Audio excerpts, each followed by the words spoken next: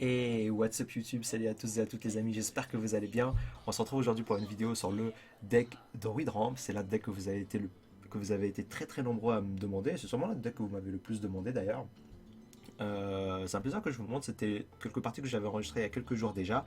Donc voici ma decklist, j'ai pris un petit screenshot de ma decklist, on va lancer directement l'enregistrement et on va commenter ça. Malheureusement j'ai pas de decklist alternative cette fois-ci à vous proposer parce que c'est une decklist assez unique qui existe déjà depuis la nuit des temps, hein, depuis le début du jeu à quelques modifications près. Euh, Si vous manque des cartes, je vais vous proposer quelques alternatives, mais malheureusement, c'est vraiment une decklist qui est basée sur le taunt, c'est-à-dire qu'elle coûte relativement cher parce que il vous faut des taunts. Et l'idée, c'est que voilà, si l'adversaire joue un deck aggro, vous lui dites, vous ne passerez pas. Tout simplement, la decklist c'est aussi bête que ça, donc voilà, on va la réduire tout de suite, on va la mettre sur le côté, comme ça vous pourrez suivre au fur et à mesure l'avancée de la pioche dans le deck. Voilà, alors, attends, hop, petite fausse manip. Voilà, voilà. Donc du coup, je suis contre un Warrior pour cette première partie. Je suis en rang 4, donc j'étais en train de monter vers le rang légende au moment où j'ai tourné cette vidéo. Et je tombe contre un Warrior. Donc les Warriors, en ce moment, on sait qu'il y a quand même pas mal de Warrior Control, mais il y a quand même principalement du Warrior Game Patron. Et le Druid Ramp n'est pas un mauvais match-up.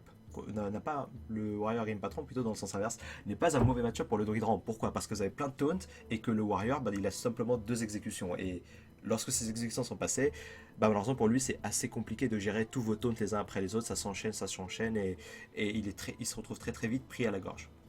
Voilà, voilà. Donc là, il a l'âge de gars embrasé. Malheureusement, je suis un petit peu. Ah mince, il m'a enlevé mon aspirante, mais c'est pas très très grave. Alors, je vais directement aller sur le druide de la griffe en forme de taunt. Je vais juste faire une petite pause ici. Cette vidéo va être un petit peu longue, une petite demi-heure, mais j'aimerais vraiment apporter des explications claires et nettes. D'ailleurs, vous avez été énormément à me remercier par rapport à ça et à me dire que c'était ce type de vidéo que vous vouliez. Donc, merci à ceux qui m'ont fait des retours. Euh, je reçois beaucoup de questions en stream ou de gens en coaching qui me disent bah attends, est-ce que j'ai une innervation ici ou pas, etc., etc. Il y a une chose à savoir pour l'innervation, est-ce que vous avez des plays intéressants à faire les tours d'après? Si vous faites une innervation tour 1 et que vous n'avez pas de tour 2, pas de tour 3, pas de tour 4, vous ne faites pas l'innervation, quel que soit votre tour 1. Si vous êtes, là j'étais par exemple tour 3, si j'avais pas les deux tours 4 que vous voyez ici, le gardien du bosquet et le maître bouclier de Senjin, je n'aurais certainement pas fait une innervation sans un dog de la griffe. Je l'ai fait ici uniquement parce que j'étais sûr que tour 4 j'allais jouer soit le gardien du bosquet sur un potentiel acolyte, soit le maître bouclier de Senjin. Donc toujours garder ça en tête, et si vous maîtrisez ça, le druide ramp, même le druide double combo sont des decks très très simples à jouer et accessibles à tous. On va relancer, ce sera sûrement la seule pause qu'on fera dans cette vidéo parce que c'est pas un deck très très complexe, il faut juste choper le petit truc et ça va en général. Alors ici, c'est un acolyte qui arrive. Heureusement, j'ai le gardien du bosquet qui est la meilleure cible à silence dans son deck. On n'a pas envie qu'il pioche, hein. On ne sait pas encore si c'est un contrôle ou un game patron, mais quoi qu'il arrive, on n'a pas trop envie qu'il pioche. Ici, je me dis, attendez, si je vais face, on va refaire une pause en fait. On va refaire une pause ici. C'est un tour assez tricky, ok? Avec ce deck là, vous n'avez pas de combo, vous n'avez pas de moyen de prendre de vitesse votre adversaire, ok? C'est un deck qui est vraiment basé sur le contrôle du board. Et là, le fait de taper 4 ne m'apporte pas grand chose dans le sens où je ne peux pas lui mettre de pression en fait. C'est-à-dire que je vais taper 4 ou 8 ou 10 et puis ensuite il va faire de l'armure, il va gérer mon board et ça sera comme si j'avais rien fait. Là, j'ai préféré clean le board, quitte à me prendre l'exécution. Je peux me prendre l'exécution ici, mais c'est pas très grave. Je perds les 4 points de dégâts que j'aurais pu infliger s'il avait une exécution, mais c'est pas très très grave. En échange de ça, en contrepartie de ce risque-là que je prends, je diminue le risque qu'il ait un sous-chef cruel dans sa main ou alors, comment ça s'appelle, une rage intérieure qui lui permettrait de clean directement mon druide de la Grave Taunt, qui est quand même une créature que j'ai envie de protéger. D'autant plus que si jamais il fait exécution sur la 4-6, c'est pas si mal. Donc voilà, là j'avais cette petite réflexion, je voulais quand même vous la détailler avec vous, mais globalement c'est pas forcément très dur et c'est pas un deck très punitif, c'est-à-dire que vous faites difficilement des erreurs qui vous coûtent la partie. Alors, j'ai le Kel'Thuzad qui arrive ici, hein. Je suis plutôt content évidemment. Kel'Thuzad, une très très bonne carte. Kel'Thuzad, pourquoi on joue Kel'Thuzad dans un deck pareil et pas dans les autres decks? Tout simplement parce que Kel'Thuzad est fort dans le cas où vous pouvez le mettre derrière des taunts, c'est-à-dire que vous le protégez par des taunts, et comme ça l'adversaire il est bloqué. Est-ce qu'il gère les taunts? Est-ce qu'il gère Kel'Thuzad? Mais s'il gère les taunts en premier, ben ils vont revenir à la vie à cause de Kel'Thuzad. Il peut pas gérer Kel'Thuzad parce qu'il y a les taunts, et ça le met vraiment dans une situation très compliquée et très bizarre pour lui. Et c'est pour ça qu'on joue Kel'Thuzad dans très très peu de decks, sauf dans les decks avec beaucoup beaucoup de taunts, dont évidemment le deck Druid Ramp, qui est le deck avec le plus de taunts du jeu, tout simplement. C'est un deck qui joue que des taunts. Des taunts, quelques gestions de board, etc., mais principalement des taunts. Enfin, il n'y a pas que des taunts, mais le deck est basé sur le taunt en fait. Alors ici c'est le Torisan qui arrive, pas trop mal pour moi, je vais juste suicider mes deux créatures et je vais directement aller sur Kel'Thuzad. J'ai un petit peu peur de la baston ici, pour être totalement honnête avec vous, parce que j'ai 4 créatures, c'est beaucoup en général, 3 créatures c'est le top hein, contre Warrior, mais je me dis, ok la façon dont il a joué Torisan, et la façon dont il a rien joué jusqu'ici me dit que c'est très probablement un Warrior Game Patron et non pas un contrôle. Et si c'est un Game Patron, la probabilité qu'il ait une baston est quand même relativement faible parce que la plupart ne jouent pas de baston. Alors du coup, je suis parti de ce principe-là et, et je me suis permis un petit peu de flou de le board. Alors ici, le heurtoir qui part sur lequel tu as, c'est pas très très grave, hein. Évidemment le heurtoir ici, l'exécution ne me poserait pas de problème. Il faut savoir que dans mon deck j'ai encore les anciens de la guerre, hein, les gros taunts, et donc du coup si l'exécution part sur le Torisan, pardon, sur lequel tu as d'ici, c'est absolument pas dramatique, bien au contraire. Alors ici la morsure de la mort qui est équipée directement, il ne va même pas taper avec, je pense qu'il aurait pu taper dans la 3-5, mais il décide de ne pas taper. C'est pas plus mal, ma foi c'est un choix, mais c'est pas plus mal pour moi. Alors voilà, et là je me dis juste voilà, all-in, on va juste le mettre en charge, je pense ici, je lui mets en taunt. Non, je pense qu'en charge ça me paraît euh, plus, plus, plus, euh, plus rigoureux. Évidemment voilà, j'essaie de le sortir de sa zone de confort, lui mettre le plus de pression possible. Là je lui dis, ok si t'as baston tu clean mon board, mais t'es quand même dans la merde parce que t'as 3 HP. Voilà, tout simplement, donc j'essaie vraiment de lui mettre la pression. Et, euh, et de toute manière, si je laisse un Green Patron trop se développer sur le board, je peux perdre la partie avec Officier Champ de Garde, double Berserker. Donc là, j'ai un petit peu peur, hein. Je me dis, oh là, c'est un double Berserker avec humain, qu'il a des exécutions, etc. Il tape là-dedans, il fait exécution, il a déjà joué Torrissal, on ne sait pas. Et là, non, je vois Green Patron, je me fais, c'est bon, c'est gagné, bien joué. C'était une belle partie. Voilà, voilà. C'est un deck très sympathique. Ce deck-là, je vais être honnête avec vous, en début de saison, je le joue tout le temps. Tout le temps, tout le temps. Chaque mois, quand la saison recommence, donc on repart en 16, hein, quand on est en légende, on repart jusqu'au rang 16. Du rang 16 au rang environ 5, très très très souvent c'est le deck que je joue. Pas que ça, hein, mais principalement. Pourquoi? Parce qu'il y a beaucoup d'aggro et que ce deck-là contre aggro est très confortable. Vous jouez un taunt, et vous cassez pas trop la tête à vous dire ouais si je fais ça, si je fais ça.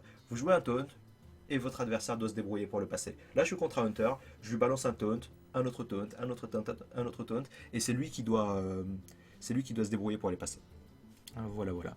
On est contre Hunter, gardien du bosquet très très très très fort contre Hunter, maître bouclier de Senjin, c'est le plus petit taunt de mon jeu, donc je le garde parce que voilà, la probabilité que je chope une carte qui est beaucoup plus grosse est bien trop élevée, donc je le garde quand même. Mais évidemment, j'aimerais bien avoir une croissance sauvage ou une énervation ici.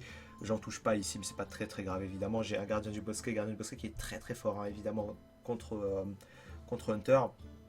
Probablement la meilleure carte à avoir. Contre Hunter et démoniste, gardien du bosquet quand vous êtes en druide, quand vous jouez druide contre Hunter et démoniste, vous gardez toujours en main de départ, c'est juste beaucoup trop fort. Alors ici, je prie pour avoir l'énervation, et c'est le nourrir. Ah, dommage, l'énervation m'aurait permis de faire le gardien du bosquet, ça aurait été très très fort. Et là, je décide d'aller, je décide d'aller avec ma tête dans le jongleur de couteau. Ça va faire prendre beaucoup de dégâts, mais ce que je me dis, c'est que ça peut donner une mauvaise information par rapport au balayage. Attention, j'ai un balayage à ma main, fais pas le con et tout. En réalité, j'en ai pas, mais c'est juste que j'avais pas le choix en fait, tout simplement. Voilà, je vais aller chercher le jongleur de couteau. J'ai pris pas mal de dégâts, mais c'est pas très grave. Je suis à 19 tour 3, c'est violent, c'est très violent, avec une seule carte en plus. Mais c'est pas très grave parce que dans mon deck, dans ma main et dans mon deck, j'ai que des taunts. Donc là maintenant, il va avoir quand même un petit peu du mal à passer. Alors, euh, allez, ici ça va être très probablement le maître bouclier de Senjin. Voilà, on va juste se défendre. Et là, je vais juste arrêter de me casser la tête. Je vais juste poser un taunt, enfin un taunt sur un autre, les uns par-dessus les autres. Là, j'espère qu'il fasse ordre de tuer. Il fait marque du chasseur, il va le chercher avec son arme, c'est pas très grave. En fait, pourquoi j'espère qu'il fasse ordre de tuer ou marque du chasseur, hein, c'est pas plus mal, parce que j'ai un druide de la griffe taunt dans ma main, et le druide de la griffe tue la 4-4, alors que le Senjin, il pouvait taper dedans avec la 4-4 et il mourrait pas. Voilà. Évidemment ici, hein, inutile d'expliquer pourquoi le druide de la griffe plutôt que le crash vase. Le druide de la griffe tue le Misha, la 4-4 taunt, alors que le crash vase non, tout simplement. Voilà, voilà. Il a déjà passé beaucoup de taunts, hein. Il arrive à passer mes taunts les uns après les autres. Je commence à m'inquiéter quand même pour mes HP. Je me dis, oula, je prends très très cher là. C'est pas. Je suis pas très à l'aise dans cette partie. Mais c'est pas très grave. Je pose un autre taunt, je lui dis voilà, maintenant t'as plus de silence. S'il a un autre silence, je suis mort par contre. Et s'il a un ordre de tuer, je suis également mort. Donc voilà, je meurs sur ordre de tuer et sur silence, mais si je ne meurs pas sur ce tour, je peux me soigner au prochain tour. Donc là, est-ce que je vais avoir un petit peu de chance ou non? Est-ce qu'il va avoir l'ordre de tuer ou non? On va voir ça. En tout cas, le silence, il en a déjà joué un. C'est quand même rare qu'ils en jouent deux. Les Hunters, à moi de jouer Hunter full aggro. Je pense pas que ce soit le cas. Je voulais vous poser quelques questions aussi par rapport à la musique par exemple. Qu'est-ce que vous préférez comme musique? Est-ce que vous préférez que je mette la musique du jeu comme ça en fond, même si elle est un peu lassante, ou est-ce que vous préférez que je mette d'autres musiques? Dites-moi un petit peu vos avis. Vos avis, vous savez que je lis tout le temps les commentaires, vos avis m'intéressent beaucoup. C'est ce qui qui me permet d'améliorer la qualité de mes vidéos, d'essayer en tout cas. Ok. Ok, donc du coup, et là, je suis lâché les chiens, il avait vraiment pas le choix ici, malheureusement. Je vais juste me soigner de 5 et je vais commencer à l'agresser, parce que le Hunter, bah, on peut pas jouer hard control avec lui, on peut pas l'emmener à la fatigue. Pourquoi? Parce qu'il a son pouvoir héroïque qui est beaucoup trop fort, et on peut pas emmener à la fatigue un Hunter. C'est aussi bête que ça. Quoi qu'il arrive, il vous tuera avec son pouvoir héroïque. À moins d'avoir que des soins dans le deck, mais ce n'est pas le cas ici. Alors, le Docteur Bomb qui arrive, relativement solide. On va très probablement partir sur une chasse au gros gibier ici. Je suis en train de regarder ma mana, je me dis, ça c'est important aussi. Ça c'est important. Enfin, toute petite pause ici. Toute petite pause. C'est très important quand vous jouez. Et ça, je le dis toujours en coaching. Quel que soit le deck que vous jouez, mais surtout les decks compliqués, ce deck-là est un peu plus simple, mais surtout tout ce qui est voleur, tout ce qui est prêtre et tout. euh, Essayez au début de votre tour, regardez bien votre mana. À bas niveau, tout le monde se trompe au niveau de la mana, au niveau de vos possibilités, etc. Et essayez au début de votre tour d'évaluer toutes les possibilités que vous pouvez faire. Ok, vous dites, ok, sur ce tour, j'ai 8 de mana, je peux faire ça, ça, ça, ça et ça. Là, je peux faire par exemple double aspirante, hero power, je peux faire BGH, je sais pas, BGH nourrir, je peux faire BGH, gardien du bosquet. Je regarde toutes mes possibilités. Comme ça, je commence pas mon tour à faire le truc le plus obvious et puis à la fin de mon tour me dire ah mince, si je pouvais faire ça, j'aurais peut-être dû taper là d'abord. Bah du coup ça va mourir. Du coup tu vois, pour éviter le maximum d'erreurs, essayez de vraiment analyser tout votre tour au début. Vous voyez toutes vos possibilités, vous dites voilà j'ai cette possibilité et celle-ci. Vous essayez de peser le pour et le contre, vous trouvez la meilleure et en général vous ferez pas d'erreur. La principale source d'erreur à bas niveau, et je vais vous le dire très honnêtement, c'est c'est. Ok, là je pose le maximum de créatures pour essayer de ne pas me prendre les dégâts des bombes dans ma tête. Je préfère que ce soit mes créatures qui les prennent. Voilà, impeccable. La principale source d'erreur à bas niveau, c'est le fait provient du fait de jouer trop vite. Trop de joueurs, beaucoup trop de joueurs jouent trop vite. Moi-même, hein, moi-même au début quand j'ai commencé, je jouais trop vite. Je passais mon tour, je faisais ah mince, j'ai oublié d'Hero Power ou enfin des trucs dans le genre et du coup ça vous fait faire beaucoup trop d'erreurs et c'est juste catastrophique. Essayez de prendre votre temps, vous n'êtes pas à 5 secondes près dans un tour et voilà. Ok, le tir réflexe qui arrive, je commence à m'inquiéter un petit peu pour mon life total, mais d'un côté je me dis que la bombe elle a tapé dans une créature donc je suis probablement safe. Voilà, le savon faux qui arrive et voilà, il se rend compte qu'il est mort sur le board donc il ne peut plus rien faire et il capitule la partie. Les amis, vous vous êtes rendu compte que on a réussi à se sortir de cette partie, à gagner cette partie-là, alors qu'on a passé les 3 premiers tours à faire des pouvoirs héroïques sur un jongleur de couteau, et que quand j'ai commencé à jouer, j'étais déjà à 19 HP. Enfin, même pas, j'étais même en dessous, je crois que j'étais à 17 ou un truc comme ça. J'ai commencé à jouer la partie, j'étais moitié moins d'HP que mon adversaire, sachant que mon adversaire était un hunter. Ce deck-là a un potentiel énorme, un potentiel défensif énorme, c'est-à-dire que votre adversaire ne passera pas. Vous lui dites, vous ne passerez pas, et vous lui posez des taunts, des taunts, des taunts, et c'est comme ça qu'on gagne. C'est pas forcément le jeu le plus excitant du monde, mais en tout cas, il fait ses preuves, et cette vidéo-là, en tout cas celle-ci bien particulièrement, est vraiment là pour essayer de proposer un contenu efficace. J'ai trop hâte de faire une vidéo sur un OTK War ou un deck Aviana ou un truc comme ça. D'ailleurs, dites-moi sur les commentaires. Prochaine vidéo, ça sera un passage légende probablement. Ou alors un unlock, on m'a beaucoup demandé en unlock également. Probablement un passage légende, et si c'est un passage légende, est-ce que vous préférez que ce soit fait sur Twitch avec un deck fun, avec Aviana, etc., avec le chat, l'ambiance, la musique, etc. Ou est-ce que vous préférez la croissance sauvage ici, qui est très très bien, ou est-ce que vous préférez que ce soit fait sur YouTube, dans une vidéo un petit peu pédagogique, dans une vidéo où on essaie d'expliquer les bons decks pour passer légende, comment faire si vous n'avez pas beaucoup de cartes, comment faire si vous n'avez pas beaucoup de temps de jeu, hein, également le temps de jeu qui est un facteur important pour le passage légende. Ici évidemment le gardien du bosquet qui va arriver, silence l'acolyte, c'est la meilleure réponse à l'acolyte. Hein. Il vaut mieux silence un acolyte que de lui faire colère. Sauf si vous pouvez faire colère plus un gros truc, là quelqu'un vous pouvez faire colère, mais en général l'acolyte est quand même un petit peu plus fort. Vous préférez qu'il pioche vraiment 0 cartes, c'est très important. Alors, ici, j'ai 7 points de mana, j'ai 5 points de mana, mais j'ai l'innervation pour en avoir 7, tout simplement, voilà, et je me dis, ok, est-ce que je préfère jouer l'ancien de la guerre et me le faire tuer immédiatement par une exécution, ou est-ce que je préfère tuer la 5-5 et l'obliger à claquer son arme au tour 5? Et je me dis, ah, ok, la 5-5 est probablement plus rigoureuse, un petit peu mieux, et du coup je pars sur la 5-5 pour piocher davantage de solutions. Le Crash Vase qui arrive ici, et là c'est la force du Black Knight. Le Black Knight n'est pas une carte indispensable du tout, hein. Dans ce deck c'est mon choix personnel. Si vous n'aimez pas le Black Knight, ou si vous ne voulez pas le jouer, ou si vous ne l'avez pas, vous pouvez le remplacer par un Kel'Thuzad. Je vois Kel'Thuzad dans ma main, et par un Torisan. Vous pouvez le remplacer par un Torisan, c'est évidemment un choix totalement correct. Vous pouvez également le remplacer par quoi on pourrait le remplacer? Un Oreb. Oreb, ça pourrait être solide. Oreb, pourquoi pas. Une protectrice Sulfury. Protectrice Sulfury, il y a des decks qui le jouent. C'est pas dégueulasse. C'est pas le mieux, mais c'est pas dégueulasse. Ça permet de Sulfury une Isera ou quelque chose comme ça avec Kel'Thuzad. Si vous êtes vraiment mal, ça peut vous sauver. Mais moi, j'ai vraiment une préférence pour le Black Knight, hein. Comme vous pouvez voir ici, il m'a fait passer d'une situation où j'avais à peine le board, où j'avais pas il avait l'initiative sur le board, à une situation où il a dû claquer tout son tour à gérer ma créature. Donc il a fait maîtrise du blocage, genre de bouclier. On a complètement inversé les rôles en fait, grâce à ce tour-là. Et le Dr Boom qui arrive ici, c'est un petit peu embêtant parce que j'ai rien pour tuer le Dr Boom. Donc je suis un peu embêté ici. Voilà. Là, je me disais, j'espère choper le Mind Control Tech, donc comment ça s'appelle Mind Control Tech en français? euh, le contrôleur mental. Le contrôleur mental, et là je chope pas. Du coup, je prends un petit risque ici. Voilà, je commence par faire balayage parce que je me dis. Parce que j'avais pas le choix en fait, tout simplement. J'avais pas le choix, donc du coup, je commence par faire balayage ici. Et on va aller chercher le Dr Boom à la main comme un bonhomme. Impeccable. Impeccable, impeccable. Et là, j'ai une main vraiment très remplie, j'ai pu beaucoup piocher. Et contre Warrior, c'est très important de piocher le plus possible. Et on est en train, petit à petit, d'un tour à l'autre, inverser l'initiative sur le board. Tout à l'heure, c'était vraiment lui qui l'avait, c'était indéniable. Et maintenant, à chaque tour, il commence à perdre de l'initiative petit à petit, jusqu'au stade où il aura juste du retard sur le board. C'est-à-dire que c'est moi qui aurai une créature au début de mon tour, au début de son tour, et ainsi de suite. Voilà, un deuxième balayage ici aurait fait plaisir, mais malheureusement, j'en ai pas. C'est pas dramatique évidemment ici. On va partir sur un droïde de la griffe, très probablement taunt. Je vois pas l'intérêt de jouer en charge évidemment, les 2 points d'HP sont très importants. Voilà, impeccable. Et probablement pièce crash vase ou pièce deuxième droïde de la griffe. Pièce crash vase. Pièce crash vase est correct. Pièce crash vase est correct. L'idéal, ça aurait été que il gère pas mes créatures et que je joue Kel'Thuzad. Mais bon, pour pouvoir jouer Kel'Thuzad, il faut vraiment que mes créatures sortent le plus d'un tour, et on n'y est pas encore malheureusement. Allez, l'exécution qui part. On a encore un ancien de la guerre. Donc on voit une exécution qui part comme ça, on se dit, ok, t'exèques ça, mais comment tu vas faire pour gérer Isera? Comment tu vas faire pour gérer l'ancien de la guerre? Donc c'est pas forcément évident pour lui. Et c'est le grand match qui fait peur. On espère top deck un chasseur au gros gibier. En top deck pas de chasseur au gros gibier. Probablement partir sur un pouvoir avec dans la 5-1.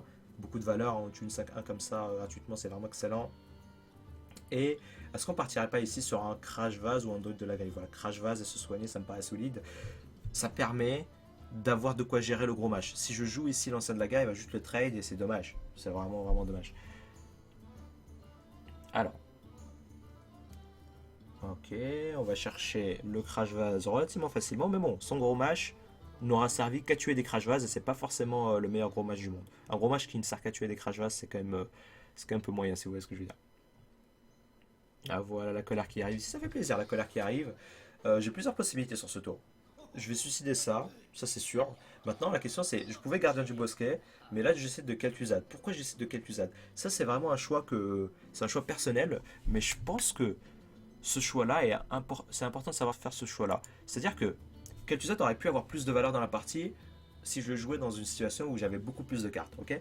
Mais là je me dis, je suis contre Warrior et c'est sûrement l'unique match-up où j'ai pas envie d'avoir un Kel'Thuzad caché derrière 5 taunts. Parce que si je mets 5 taunts, j'attends d'avoir 5 taunts pour jouer Kel'Thuzad, bah va faire baston et je perds tout. Donc du coup, quand on est contre Warrior, on a juste pas envie d'avoir trop de créatures, donc du coup le Kel'Thuzad n'est pas très fort quand vous n'avez pas beaucoup de créatures. Et donc du coup je me dis voilà, je ressuscite une créature, en même temps, c'est un board assez bizarre pour lui, il n'a pas envie de baston un board pareil, et donc du coup je me suis dit attends, c'est quand même assez intéressant comme Kel'Thuzad, et dans tous les cas il a encore des heures de bouclier potentiel et tout, donc du coup je décide que Kel'Thuzad sur un petit board comme ça.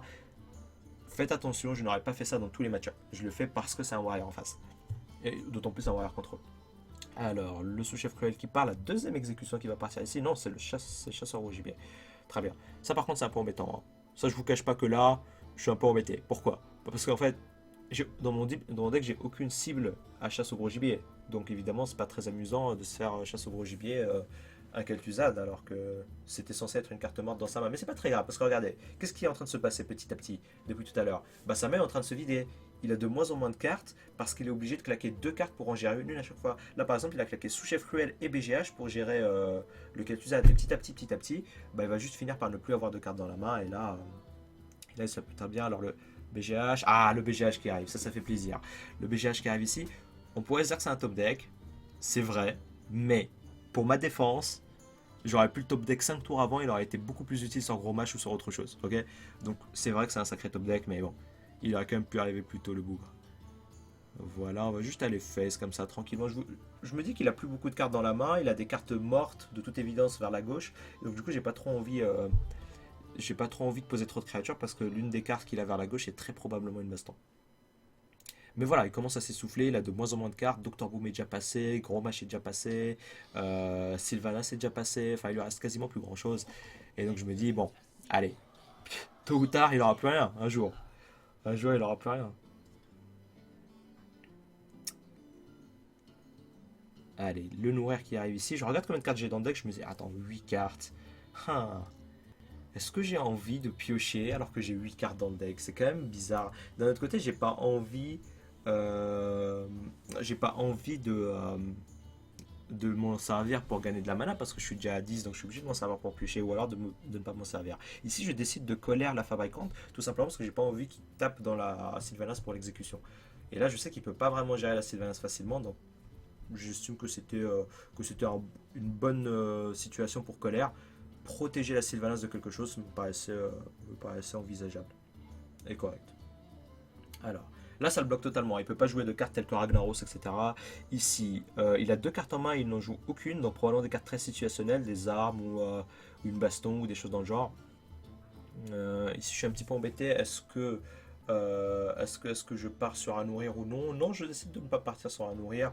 Je me dis que si je pioche ici, je vais probablement arriver trop vite à la fatigue. Après, je sais pas si c'était le bon choix. J'aurais probablement dû nourrir ici. Parce que je serais amené tôt ou tard à devoir le faire en supposant que voilà, il va juste gagner trop d'armure trop vite. Et là, je regarde un peu mon choix. Ok. Maintenant que le gardien du bosquet est mort, je me dis voilà, le gardien du bosquet vient juste de mourir, donc j'ai un peu moins peur de la baston. La baston, encore une fois, est un petit peu moins forte, c'est-à-dire que s'il fait baston ici, il peut pas, il tuera juste l'une des deux et il me restera encore une créature extrêmement forte sur le board. Mais tout à l'heure, avec le gardien du bosquet, si je posais la Isera, bah, je me prenais le baston et j'étais très très mal. Deux créatures sur le board, lorsque vous êtes sûr à 100% qu'en face il y a une baston, bah c'est solide. Vous n'avez pas envie d'en avoir trois. Ouais, c'est embêtant, la fabricante d'armure, la baston qui va partir. Voilà, depuis tout à l'heure, il l'a dans la main. Alors attention, qu'est-ce qui va survivre? C'est vachement cool que ce soit la Isara quand même. Hein. Je vous cache pas que là. Ah, c'est la Isara qui survit. Ça fait plaisir. Ça fait très très plaisir. Il pourrait encore l'exécution. Il me semble qu'ils l'ont assis, mais je suis plus sûr. Je suis plus très très sûr.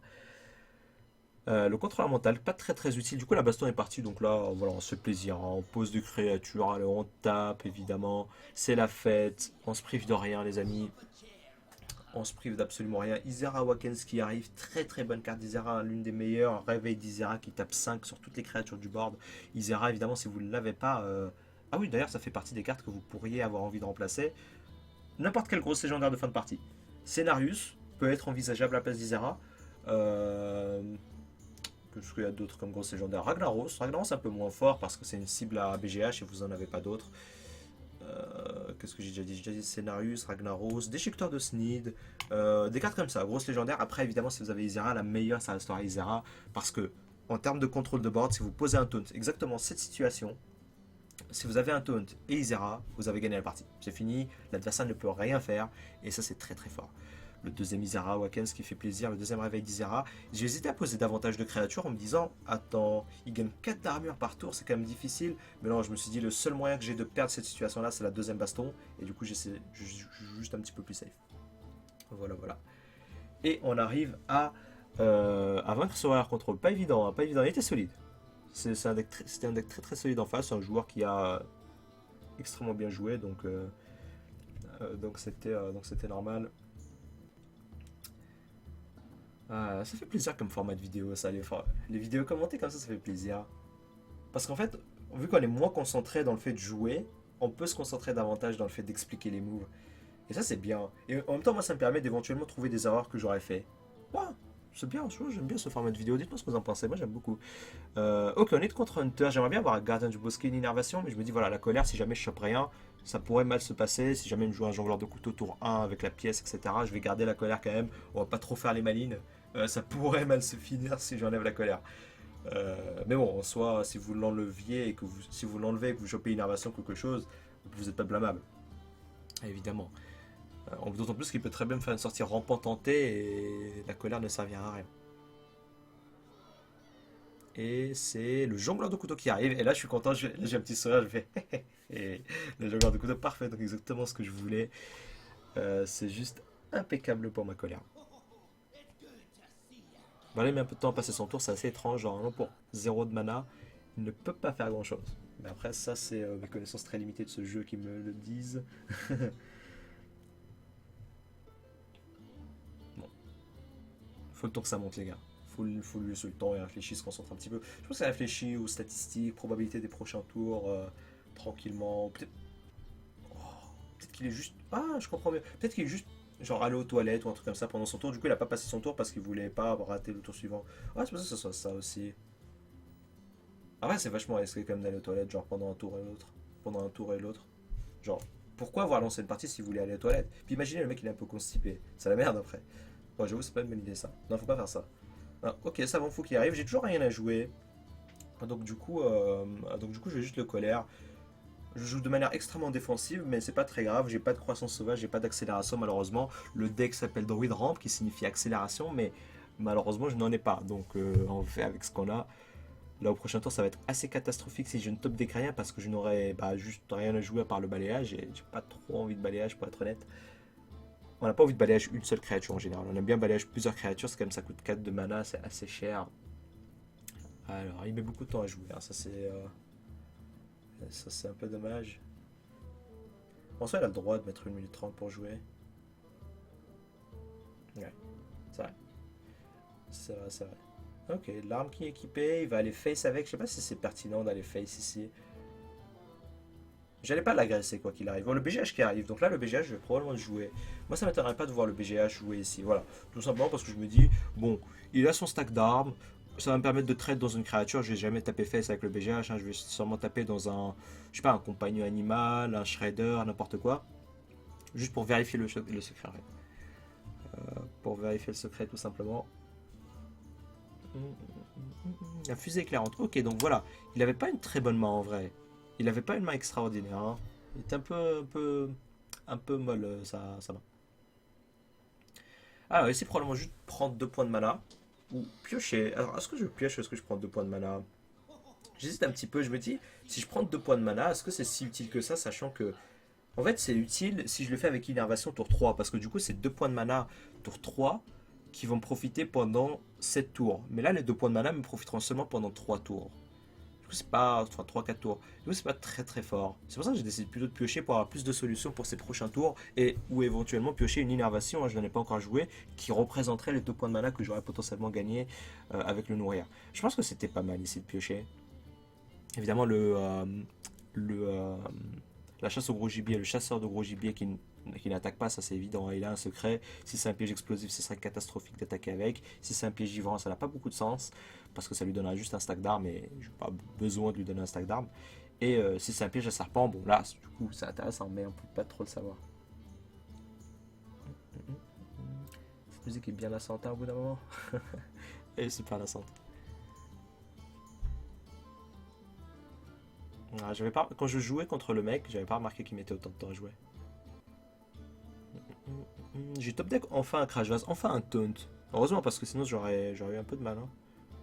Donc là je vais taper comme ça, voilà, je vais regarder ce que c'est comme secret. Ok, je me rends compte donc c'est un piège explosif à 100%, maintenant je le sais. Et donc je me sens je me sens un petit peu mieux en fait, je me sens plus en sécurité. Je me dis, ok, c'est un piège explosif donc c'est sûrement un interface. Et donc du coup, en partant de là, j'ai que des taunts dans mon deck, il va avoir beaucoup de mal à me tuer. Ça va vraiment pas être facile pour lui. Je vais lui enchaîner un taunt par tour à tous les tours jusqu'à la fin de la partie ou presque. Et ça va pas être évident pour lui. Alors, le tir assuré qui part ici, on va juste passer. On va juste passer. Évidemment, il doit avoir plein de charges dans son deck. Il doit avoir des golems arcaniques. Dans sa main, pardon. Il doit avoir des golems arcaniques, des cartes dans le genre. Et là, il peut rien faire. Il est vachement embêté. Ok. On va enlever le piège explosif et on va se soigner. Très très bon tour. Très bon tour pour moi ici.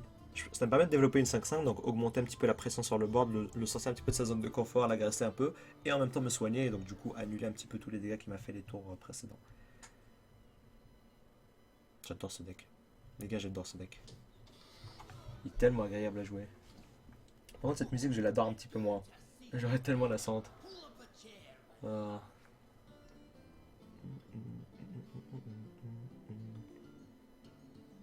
Allez, le max. Allez, tu peux le faire. Normalement, c'est pas très très dur de jouer Hunter.